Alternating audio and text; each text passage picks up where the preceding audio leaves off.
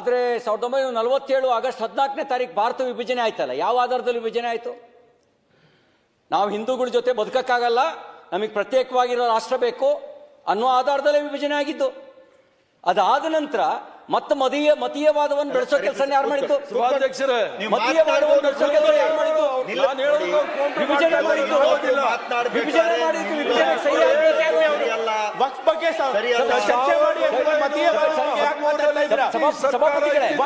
ಚರ್ಚೆ ಮಾಡಿ. ಸಭಾಪತಿಗಳೇ, ಈಗ ಇವರಿಗೆ ಸಂವಿಧಾನ ಈ ಬೆಳಗ್ಗೆ ಸಭಾಪತಿಗಳೇ ಬೆಳಗ್ಗೆ ಕಾರಣ ಪಾಕಿಸ್ತಾನ ಹಿಂದೂಸ್ತಾನ ಆಗ್ಲಿಕ್ಕೆ ಸಾವರ್ಕರ್ ಕಾರಣ.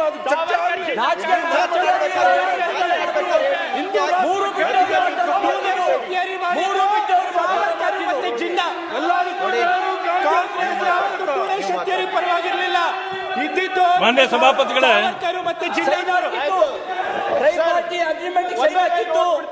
ಮಾನ್ಯ ಸಭಾಪತಿಗಳೇ, ಮಾನ್ಯ ಸಭಾಪತಿಗಳೇ, ಗೊತ್ತಾಗ್ಲಿ ಇತಿಹಾಸ ಮಾಡಕ್ಕೆ ಆಯ್ತು ಬಿಡ್ರಿ, ನಿಮ್ಮ ಇತಿಹಾಸ ನೀವು ಮಾತಾಡ್ರಿ, ಬಿಡ್ರಿ, ನಾವು ಮಾತಾಡೋ ಬಿಡ್ರಿ, ನಾವು ಮಾತಾಡೋ ಬಿಡ್ರಿ. ನಿಮಗೆ ಒಂದೇ ಒಂದು ಓದ್ಬಿಡ್ತೀನಿ ಸರ್. ಅಲ್ಲ, ನೀವು ವಿರೋಧ ಪಕ್ಷದ ನಾಯಕರು ಈಲ್ಡ್ ಆದ್ರೆ ಏನು ಅಭ್ಯಂತರ ಇಲ್ಲ. ಈಲ್ಡ್ ಆಗದಾರೆ ಅವಕಾಶ ಕೊಡಿ, ಇದಕ್ಕೊಂದು ವ್ಯವಸ್ಥೆ ಇದೆ. ಮಾನ್ಯ ಸದಸ್ಯರು ಹರಿಪ್ರಸಾದ್ ಅವರು ಹೇಳಿದ್ರು ನೋಡಿ, ಆ ಕಾಲದಲ್ಲಿ ನೆಹರು ಅವರು ಇರಲಿಲ್ಲ. ಹೌದು, ನಾನು ಹೇಳಿದ್ದು. ಒಂದ್ ನಿಮಿಷ ಸರ್, ಕೈಂಡ್ಲಿ ಇತಿಹಾಸಕ್ಕೆ ಹೋಗಲ್ಲ ಅಧ್ಯಕ್ಷರೇ. ಇದು ಒಂದು ಎರಡೇ ಲೈನ್ ಓದ್ಬಿಡ್ತೀನಿ. We will empower waqf boards in consultation with religious leaders taking steps to remove encroachments from and unauthorised occupation of waqf properties, curate their rich heritage and culture, maintenance and restoration of heritage sites, digitization of archives, preservation and promotion of Urdu. ಇದು ಯಾರ ಲಾಂಛನ ಅಧ್ಯಕ್ಷರೇ? ಯಾರ ಲಾಂಛನ? BJP ಅವ್ರದು. ಯಾರ manifesto? ನಿಮ್ಮ manifesto ಹೇಳಿ. ನೋಡಿ, ಅಲ್ಲಲ್ಲ ಅಲ್ಲ, ಆಯ್ತು, ನೀವು ಅದನ್ನ ಅರ್ಥ ಮಾಡ್ಕೊಳ್ಳಿ, ನೀವು ಅದನ್ನ ಅರ್ಥ ಮಾಡ್ಕೊಳ್ಳಿ, ನೀವು ಅದನ್ನ ಸರಿಯಾಗಿ ಓದಿದ್ದೀರಿ ಅಲ್ಲ. ಮುಸ್ಲಿಂ, ಹಿಂದೂ, ಇದು ಯಾರ ಲಾಂಛನ? ಕಾಂಗ್ರೆಸ್. ಈಗ ಅದನ್ನ ಓದಿದ್ದೀರಲ್ಲ, ಅರ್ಥ ಮಾಡ್ಕೊಳ್ಳಿ. ನೋಡಿ ಅದರಲ್ಲಿ ಏನಿದೆ ನೋಡಿ. ಈಗ ಸಭಾಪತಿಗಳೇ, ವಕ್ಫ್ ಇವತ್ತು ಹುಟ್ಟಿದ್ದಲ್ಲ, ನಾನು ಮೊದಲೇ ಹೇಳಿದೆ. ಕೂತ್ಕೊಳ್ಳಿ ನೋಡಿ, 13ರಲ್ಲೇನೆ ಇದೆ. ಒಂದ್ ಸೆಕೆಂಡ್, ದಯವಿಟ್ಟು ವಿಚಾರ 68 ಅಡಿ ಬಂದಿದೆಯಲ್ಲ, ಅದ್ರ ಬಗ್ಗೆನೇ ಹೋಗ್ತಾ ಅದನ್ನು ವಿಷಯಾಂತರ ಆಗೋದು ಬೇಡ. ಯಾರಿಗೂ ಅಷ್ಟೇ, ನಿಮಗೂ ಅಷ್ಟೇ, ಆಡಳಿತಕ್ಕೂ ಅಷ್ಟೇ, ವಿರೋಧ ಪಕ್ಷಕ್ಕೂ ಅಷ್ಟೇ. ವಿಷಯಾಂತರಗಳನ್ನ ಮಾಡುವಂಥದ್ದು ಬೇಡ. ಇರೋಂಥದ್ದು ನೀವೇ ಮಾತಾಡ್ತಾ ಇದ್ದೀವಿ, ಇದ್ರೊಳಗಡೆ ಯಾವ್ದು ಅನ್ಪಾರ್ಲಿಮೆಂಟರಿ ವರ್ಡ್ಗಳು ಎಲ್ಲೂ ಪ್ರಸ್ತಾಪ ಆಗಿಲ್ಲ. ನಾನು ನೋಡ್ತಲೇ ಇದ್ದೀನಿ, ಮಾತನಾಡ್ತಾ ಇದ್ದೀರಿ.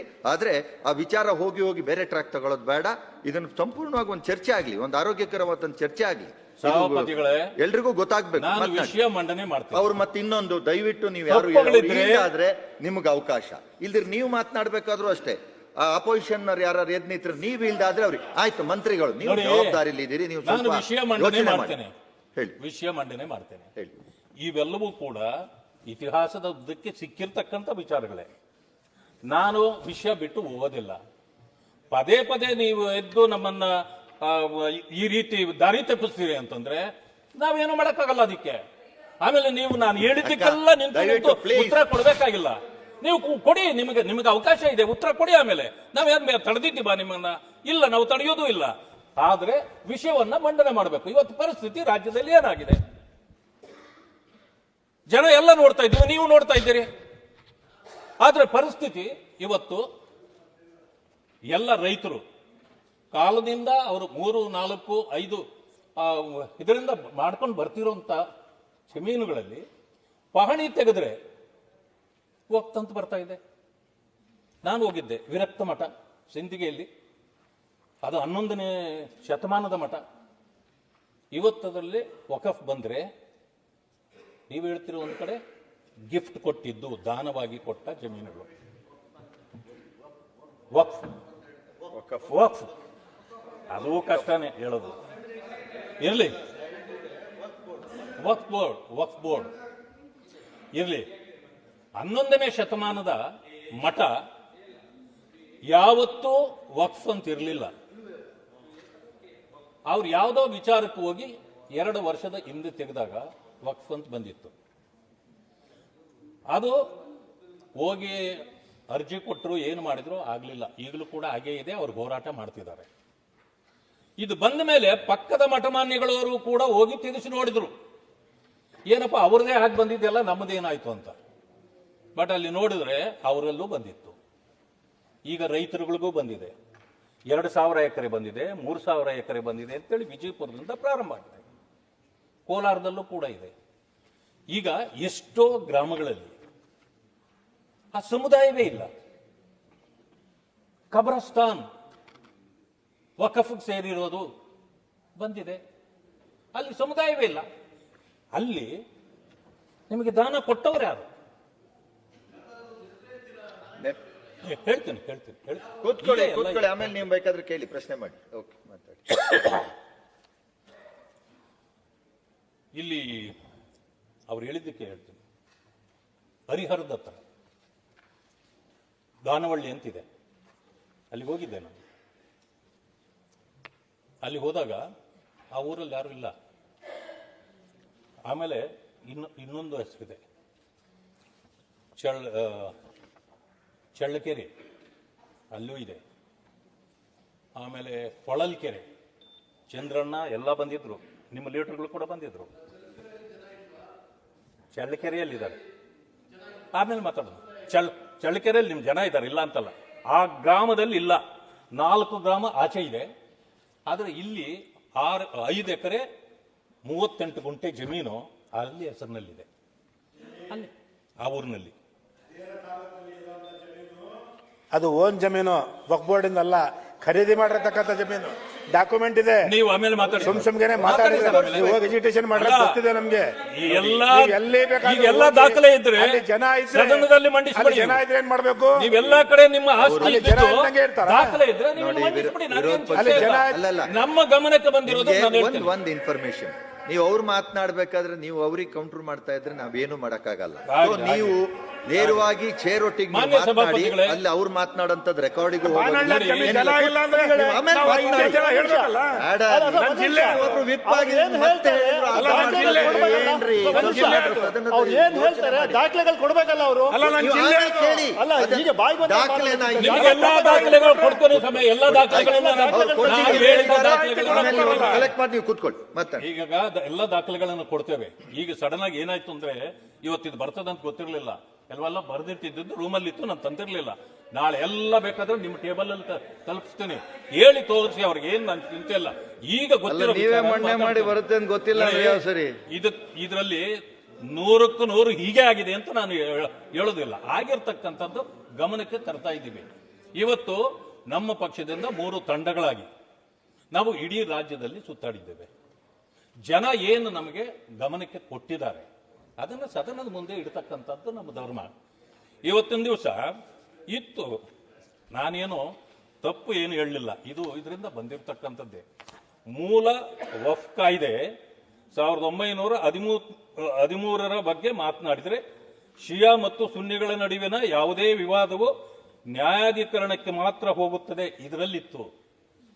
ಅದು ಇತಿಹಾಸದ್ದೇ. ಅದಕ್ಕೇನು ಅದನ್ನು ಹೇಳಿದ್ದು ನಾನು. ಆಗ ನೆಹರು ಇದ್ರು ಅಂತ ನಾನು ಖಂಡಿತ ಹೇಳಲಿಲ್ಲ. ನಾನು ಹೇಳಿದ್ದು ಸ್ವತಂತ್ರ ಭಾರತದ ಪ್ರಥಮ ಪ್ರಧಾನಿ ಅಂತ, ಅಲ್ಲಿಂದ ಪ್ರಾರಂಭ ಆಗಿತ್ತು. ಅವರು 1954ರಲ್ಲಿ ಇದನ್ನು ತಂದಿದ್ದು. ಆದ್ರಿಂದಾಗಿ ನಾನು ಅದರ ಪ್ರಸ್ತಾಪ ಮಾಡಿದೆ. ಈಗ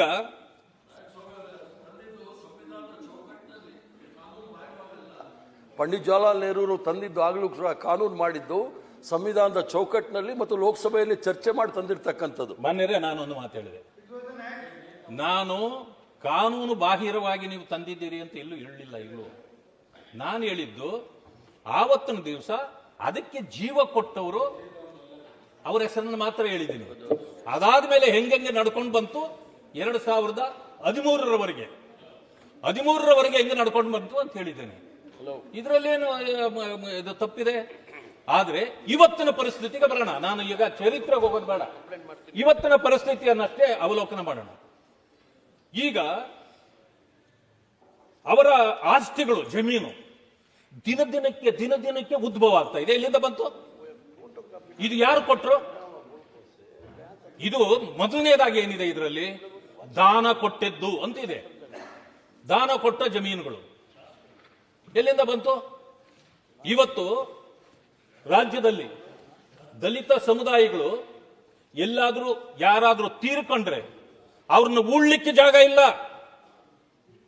ನಾವೆಲ್ಲಾದ್ರೂ ಅದನ್ನು ಒತ್ಕೊಂಡು ಹೋದ್ರೆ ಇಲ್ಲಿ ಉಳ್ಬೇಡ್ರಿ ಅಂತಾರೆ. ಸ್ಮಶಾನಗಳಿಲ್ಲ. ಆದ್ರೆ ನೂರಾರು ಎಕರೆ, ಲಕ್ಷಾಂತರ ಎಕರೆಗಳು ಒಂದು ಸಮುದಾಯಕ್ಕೆ ಒಂದು ಇದಕ್ಕೆ ಮಾತ್ರ ಸಿಗ್ತಾ ಇದೆ ಅಂತಂದ್ರೆ ಇದರ ಅರ್ಥ ಏನು? ಎಲ್ಲರಿಗೂ ನ್ಯಾಯ ಕೊಡ್ಬೇಕಲ್ಲ.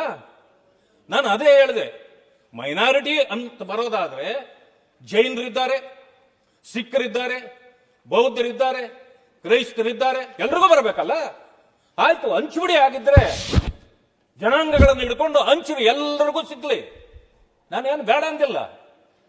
ಆದ್ರೆ ಪರಿಸ್ಥಿತಿ ಇವತ್ತು ಏನಾಗ್ತಾ ಇದೆ, ಒಂದು ವಕಫ್ ಬೋರ್ಡ್ಗೆ ಈ ರೀತಿ ಉದ್ಭವಗಳಾಗ್ತಾ ಇದೆಯಲ್ಲ, ಅದು ಪ್ರಶ್ನೆ ಇರ್ತಕ್ಕಂಥದ್ದು.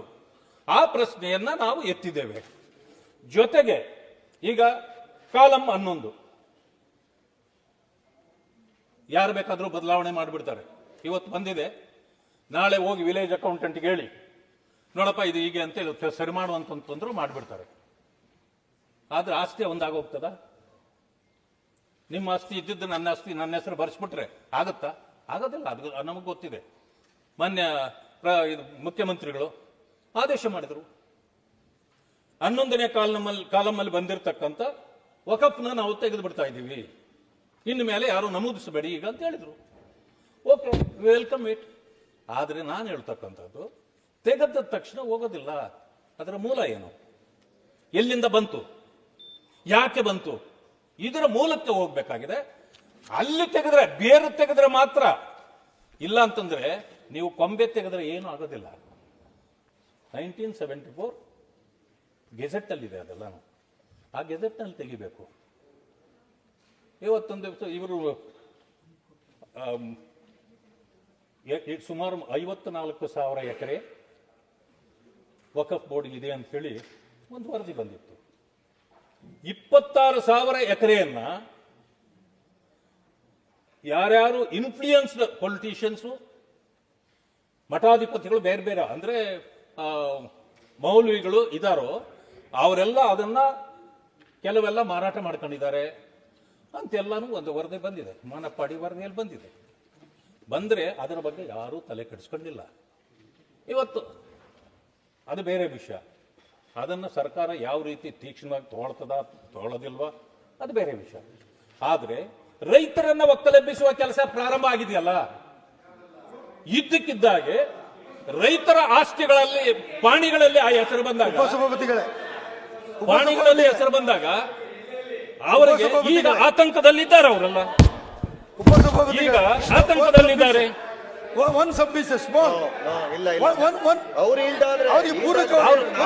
ಆತಂಕದಲ್ಲಿದ್ದಾರೆ. ಇವತ್ತು ಆತಂಕದಲ್ಲಿ ಬಿಜಾಪುರ ಜಿಲ್ಲೆಯಲ್ಲಿ ಒತ್ತು ನೋಟಿಸ್ ನೀಡಿತ್ತು. ಅದರ ಬೆನ್ನಲ್ಲೇ ರಾಜ್ಯಾದ್ಯಂತ ಸಮಸ್ಯೆ ಇದು ಎದುರಾಯಿತು, ಹೋರಾಟಗಳಾಯಿತು. ಏನೋ ರೈತ ಮುಖಂಡರುಗಳು ಅಹೋರಾತ್ರಿ ಧರಣಿ ನಡೆಸಿದ್ರು. ಆವತ್ತಿನ ದಿವಸ ದೀಪಾವಳಿ ಇತ್ತು. ದೀಪಾವಳಿಯಲ್ಲೂ ಕೂಡ ನಾವು ಮನೆಗೆ ಹೋಗೋದಿಲ್ಲ, ನಮ್ಮ ದೀಪ ಆರ್ತಾ ಇದೆ, ನಾವು ಮನೆಯಲ್ಲಿ ಹೋಗಿ ಏನ್ ಮಾಡ್ಲಿ ಅಂತೇಳಿ ಅಹೋರಾತ್ರಿ ಧರಣ ಮಾಡ್ತಿದ್ರು. ಇದೆಲ್ಲ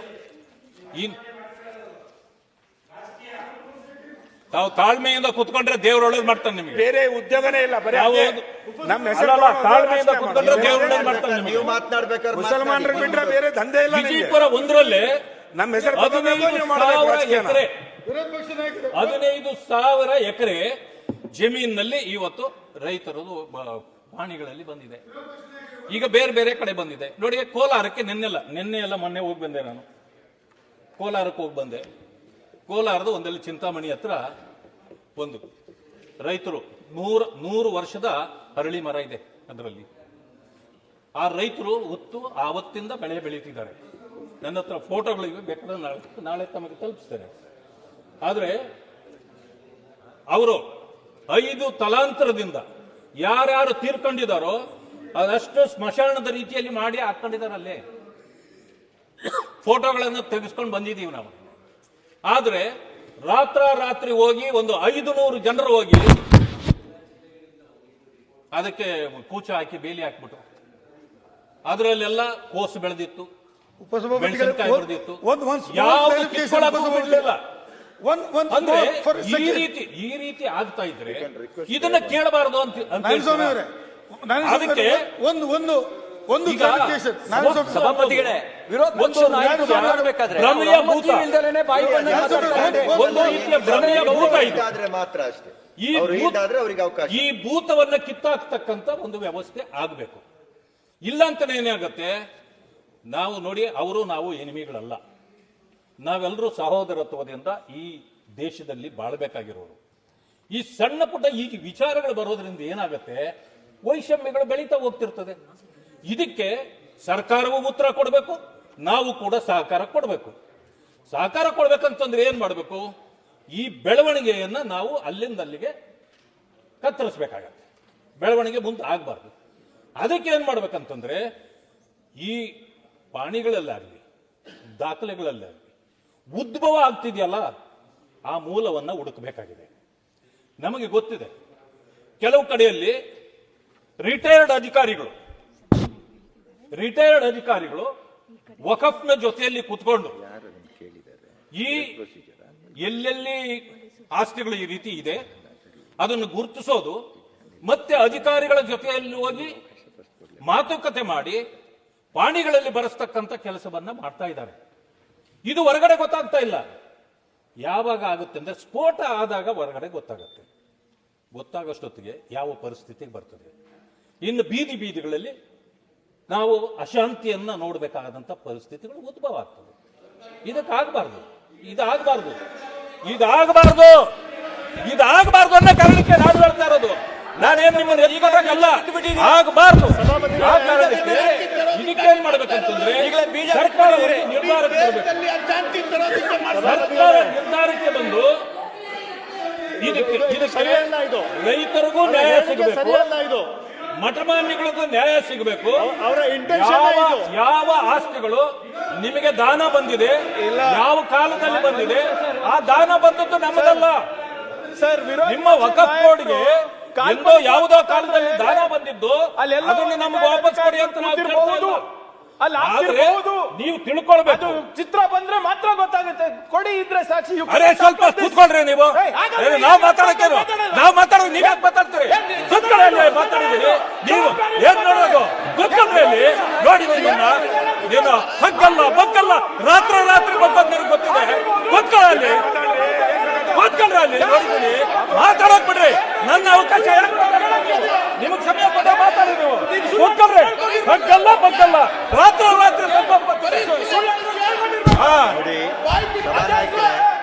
ನೋಡಿ ಹೇಳ್ರಿ ಅಲ್ಲಿ ನೀವು ಸಭಾನಾಯಕರಾಗಿ ಹೇಳ್ರಿ, ನಿಮ್ಮವ್ರ ಬುದ್ಧಿ ಹೇಳ್ರಿ.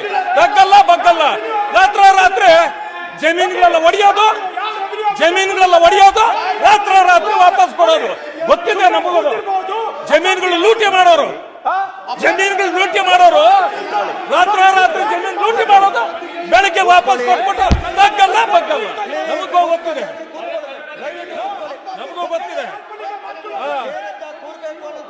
ಗಮನ ಕೂತ್ಕೊಳ್ರಿ, ಮಾತಾಡಕ್ ಬಿಡಿ. ವಿರೋಧ ಪಕ್ಷದ ನಾಯಕರು